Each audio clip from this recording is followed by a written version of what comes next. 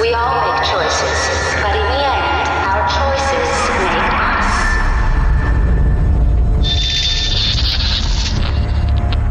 Are you a man or a slave?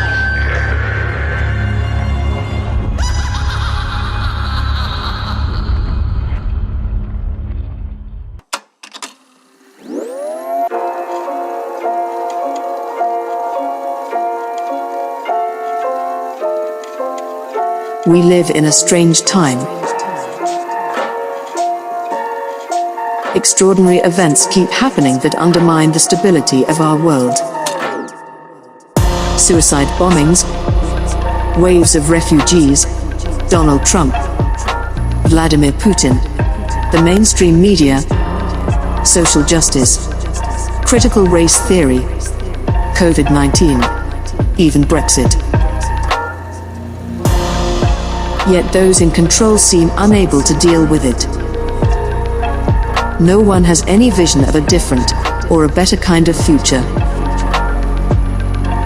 This is a story about how over the past 40 years, politicians, finances and technological utopians, rather than face up to the real complexities of the world, retreated. Instead, they constructed a simpler version of the world, in order to hang on to power. And as this fake world grew, all of us went along with it, because the simplicity was reassuring.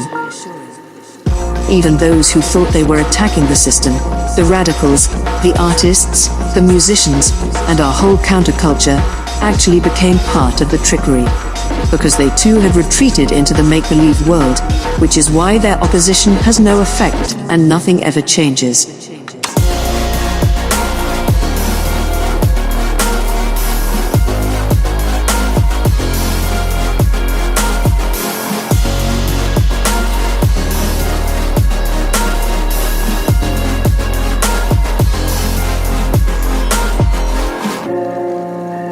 But this retreat into a dream world allowed dark and destructive forces to fester and grow outside.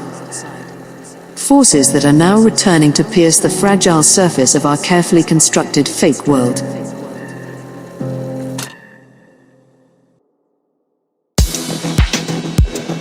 By the middle of the 1980s, the banks were rising up and becoming ever more powerful in America. 10 years before in New York, the idea that the financial system could run society began to spread. But unlike older systems, it was mostly invisible. A writer called William Gibson tried to dramatize what was happening in a powerful, imaginative way in a series of novels. Gibson had noticed how the banks and the new corporations were beginning to link themselves together through computer systems. What they were creating was a series of giant networks of information, which were invisible to ordinary people and to the politicians. But those networks gave the corporations extraordinary new powers of control. Gibson gave this new world a name. He called it cyberspace, and his novels described a future that was dangerous and frightening. Hackers could literally enter into cyberspace, and as they did, they traveled through systems that were so powerful that they could reach out and crush intruders by destroying their minds.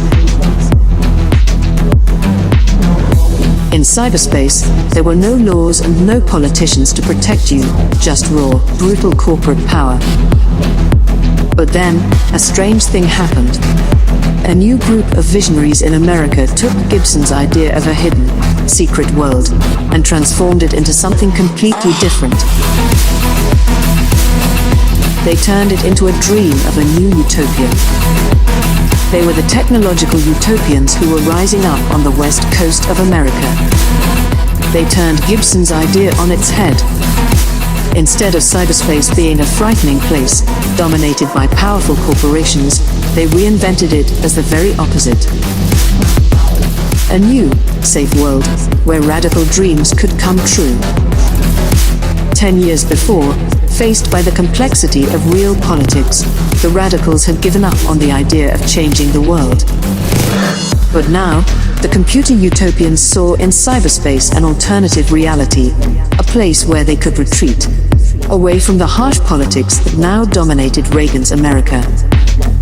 The roots of this vision lay back in the counterculture of the 1960s, and above all, with LSD.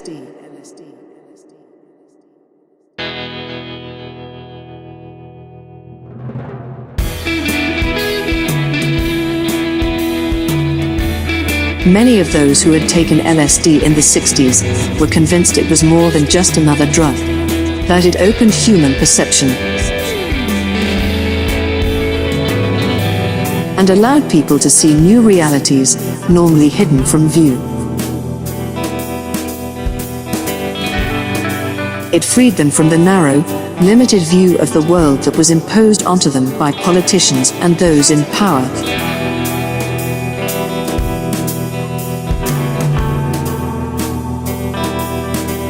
In the United States, in the next 5, 10, 50 years, you're going to see more and more people taking LSD and making it a part of their lives. So there will be an LSD country within 50 years, an LSD society.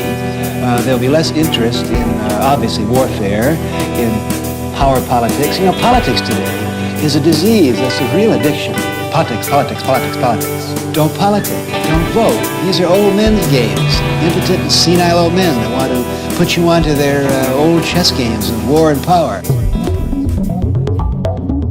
20 years later, the new networks of machines seem to offer a way to construct a real, alternate reality. Not just one that was chemically induced, but a space that actually existed in a parallel dimension to the real world. And like with acid, cyberspace could be a place where you would be liberated from the old corrupt hierarchies of politics and power and explore new ways of being. One of the leading exponents of this idea was called John Perry Barlow. In the 60s, he had written songs for the Grateful Dead and had been a part of the acid counterculture. He then began to organize what he called Cyberthorn. It was an attempt to try and bring to life the cyberspace movement.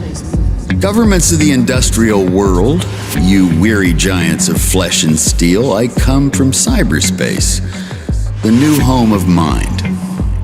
On behalf of the future, I ask you of the past to leave us alone. You are not welcome among us. You have no sovereignty where we gather. I declare the global social space we are building to be naturally independent of the tyrannies you seek to impose on us. Cyberspace does not lie within your borders.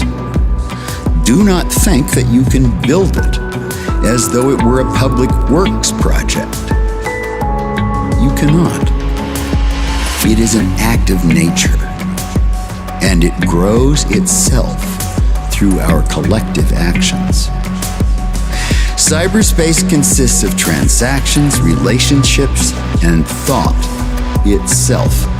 Ours is a world that is both everywhere and nowhere, but it is not where bodies live. We are creating a world that all may enter without privilege or prejudice accorded by race, economic power, military force, or station of birth. We are creating a world where anyone, anywhere, may express his or her beliefs, no matter how singular, without fear of being coerced into silence or conformity.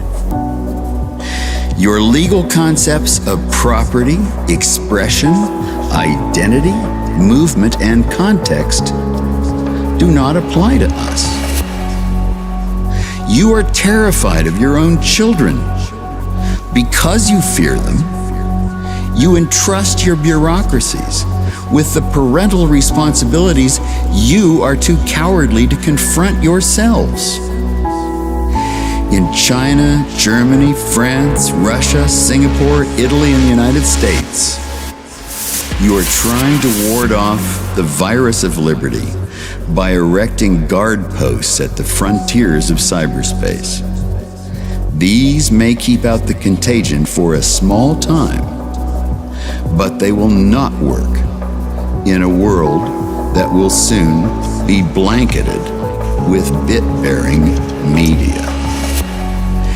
Your increasingly obsolete information industries would perpetuate themselves by proposing laws in America and elsewhere that claim to own speech itself throughout the world. These laws would declare ideas to be another industrial product no more noble than pig iron. In our world, whatever the human mind may create can be reproduced and distributed infinitely at no cost. The global conveyance of thought no longer requires your factories to accomplish. These increasingly hostile and colonial measures place us in the same position as those previous lovers of freedom and self-determination who had to reject the authorities of distant, uninformed powers. We must declare our virtual selves immune to your sovereignty, even as we continue to consent to your rule over our bodies. We will spread ourselves across the planet so that no one can arrest our thoughts. We will create a civilization of the mind in cyberspace.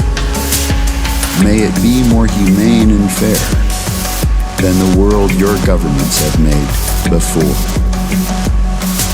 Davos, Switzerland, February 8, 1996, and read in New York City, July 30th, 2013.